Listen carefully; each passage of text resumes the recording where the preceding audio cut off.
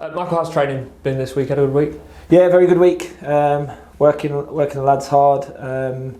Some of the lads had a behind closed doors friendly or for 60 minutes as well. So back on the grass, it's been good, and just preparing last couple of days for a big game against Mansfield. Are you able, when it's those 3 weeks, to get a bit more tactically into them than you might be able to in a midweek when you've got a midweek? Yeah, for sure. It's always a challenge to turn around Saturday, Tuesday, Saturday. But when you've got a spare week, you can work the lads hard on a Monday and Tuesday, and then back into the tactical work, if you like, on the Thursday, Friday. So we're into that mode, and we're focusing on Mansfield. From what you've seen so far this season, I know it's still early stages, tactically you're not far away from where you'd like to be from the players? I think we're still developing. I think we're still evolving, especially with some of the new lads coming into what we're asking them to do. I think we're a better start point than at the start of last season. So I think tactically they're getting there, and we'll get there. But yeah, I think we're in a good spot. We've just got to find a rhythm, and we've just got to make sure that the new lads are up to speed with everything. But I think so far so good. But we've still got to make sure we get 3 points and make sure we keep pushing in the right direction, because everyone will be in the same situation, trying to find their rhythm and trying to improve all the time. It's always a challenge at this part of the season. But yeah, I'm okay with where we're at, and with the consistency now we need to show. Is it harder trying to get a whole squad to change their mentality in the way they play, or to try and get new players to go along with what the old players are doing?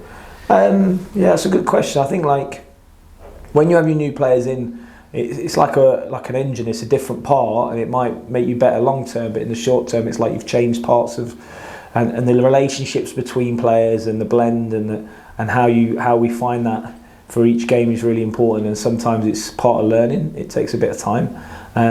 But yeah, to answer your question, I think sometimes you can have one or two things that you need to tinker with in order to get you firing on all cylinders, and that's the thing we're starting to feel, if you like, getting into those places where you really know the players that have come in the building.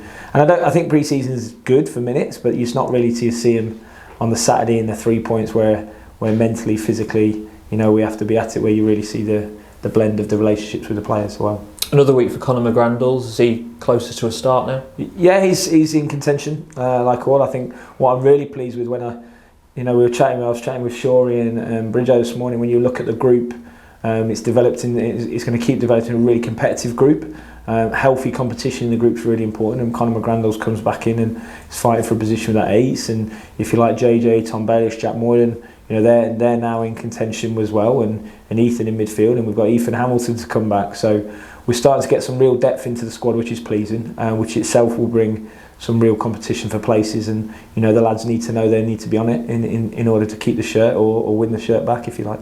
On Ethan Hamilton and Rico Hackett, where are they? Yeah, still a bit of time off. They're doing well.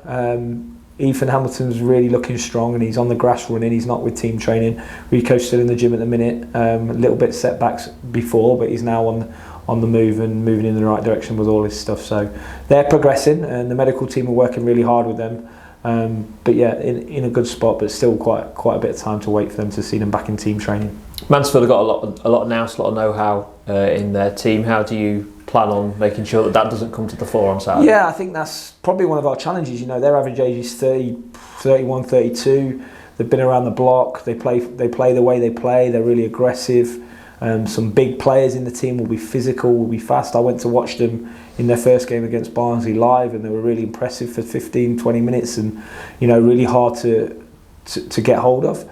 And they're really successful. What they did in League Two with some results, I think they had a 7-0 win last year. So they'll be a really tough team. We know that. We're going to have to be on it. But I think there's some things in there that we can hurt them with, and there's some ways some moments that we can really be really effective against them in the way they want to play. So, just because they've come up, they're a big club.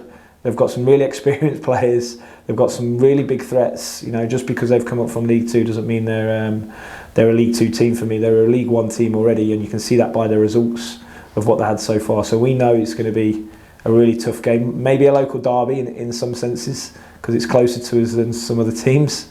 But we're going to have to be on it. But we know there's 3 points available, which is good. The fact that they've played the two teams in the league that you have as well, does that make it easy to compare what they've done, what you've done, and to work out where they've had their strengths this year compared to if they'd played two teams you might not have come up against? In some instances, yeah. I think that we can see what they're trying to do. They can see what we're trying to do. Obviously, each game has a slightly different personnel, slightly different shape, maybe for us and for them. So it's just trying to work out what we think they're going to do and how we can stop their strengths and how we can exploit their weaknesses. And they'll be doing exactly the same with us. And their coaching staff is very, very experienced as well. So as a group, as a club, and as players and staff, we're going to have to be really on it to try and get these 3 points at home.